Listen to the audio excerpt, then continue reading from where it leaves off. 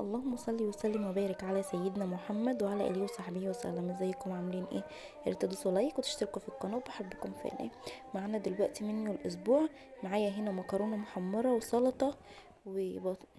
بسم الله الرحمن الرحيم، وكبد وقوانص معمولين بالبصل كده. دي يعتبر اكله اقتصاديه خالص، يعني نص كيلو مكرونه ب10 وسلطه وحبه كبد وقوانص سكه ال20 جنيه، فاكله اقتصاديه كده وتمشي بيها الحال. دلوقتي كده انا عندي كل خميس بعمل لاولادي صينيه او اكله حلوه يعني كده، يعني اللي هي برضو ايه، لما اكون عامله كذا اكله في الاسبوع اقتصاديه، فيوم الخميس ده بحب اعمل لهم اكله حلوه، اللي هما برضو ايه يعني زي ما بيشوفوا في النت والمطاعم والكلام ده كله، بحب اعمل لهم حاجه زي كده. ماشي.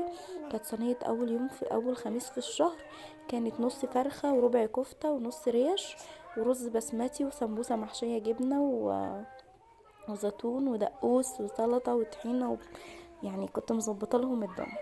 جيت بعدية الصينيه دي طبعا قضيتنا يومين. ف تاني يعني بعدها ب3 ايام عملت رقب وصينيه بطاطس ورز بشعريه وحبه خيار، والدنيا مشيت عادي خالص. بيبقى يوم كده ويوم كده، يعني الحمد لله. هي الدنيا يعني ربنا اللي يعلم بيها وزنقة على الكل، بس لازم برضو نراضي اولادنا ولازم نمشي حالنا والحمد لله. والاكل ده برضو قضاني يومين. ماشي يا حبايبي، يعني احسبوا حياتكم صح، وشوفي مصروف بيتك لما تمسكيه، شوفي ايه اللي هينفع، يعني شوفي انتي ولادك بيحبوا ايه واعمليه. ماشي.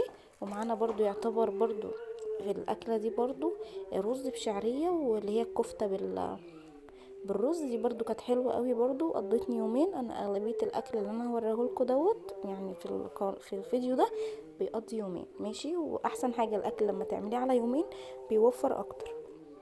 ماشي. ودي كده هو، بس دي كانت على يوم واحد بقى. ديت كده اكلة سجق اتنين نوعين دول، سجق بالطحينة وسجق بالشطة، كانوا جامدين جدا. كنت عاملة حبة مكرونة عشان العيال. وده كده كان يوم الخميس اللي بعده، عملت اجنحة كنتاكي ومكرونة كانت حلوة قوي برضو. وبعد كده برضو دوت يوم تاني خالص، دي كانت مكرونة بالفراخ، اللي هي مكرونة بشاميل بالفراخ، وبرضو قعدت يوم كانت حلوة جدا والحمد لله. وهي ماشي اكلة بتمشي اكلة. ماشي. وده كده برضو كان يوم تاني، عملت حبة، ملحقتش اقول، عملت رز بشعرية وبطاطس وجلاش باللحمة وكده، وكانت اكلة حلوة برضو قوي. ودي كده كانت الصينية بتاعت الخميس اللي بعده. كنت عاملة سمين مشكل وسجق وكبدة برده وحبة مكرونة عشان الاطفال اللي مش هيعرفوا ياكلوا بعيش، ياكلوا بيها حواوشي وعصير وكده. ماشي.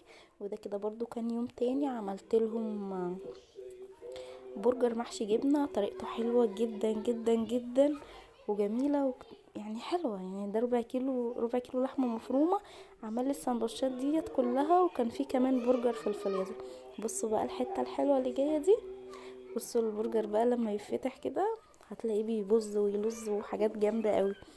اهم حاجة في الموضوع ان انتوا تظبطوا ميزانيتكم وتحاولوا تعملوا لاولادكم اكل يحبوه، واعملوا اكل اقتصادي على قد ما تقدروا، بس لازم في وسط الاسبوع كده تعملوا لهم اكله حلوه لما يشوفوها يقولوا اه ماشي. ينسوا بقى الحاجات الاكل اللي من غير لحوم، من غير اسماك، من غير الكلام ده، يعني ينسوا رقب اجنحه مش عارف ايه الكلام دوت، يشوفوا حاجه تانية. ماشي. والاجنحه برضو الكنتاكي اللي فاتت دي كانت بكيلو جناحه، وعمل لي طبق ما شاء الله وكان جامد جدا وعلى حبه. ده كده كان يوم الخميس برضو، كانت اكلة بقى سمك كده في الصفور، كانت جامدة جدا. وهي كده على الف هنا وشفا على قلبكم. حاولوا تظبطوا ميزانيتكم وتظبطوا ايديكم وتمشوا على قد حالكم، وقولوا يا رب وان شاء الله الدنيا تبقى كويسة وتمام. الصينية ديت على فكرة مكلفتنيش كتير، يعني بسيطة قوي وتافهة قوي، يعني فلوسها لو حسبتوها هتلاقوها بسيطة قوي. وده كده برضو كان يوم تاني، عملت حبة محشي مع بانيه مع شوربة وملوخية وعيش، والحمد لله قوي على كده. ماشي.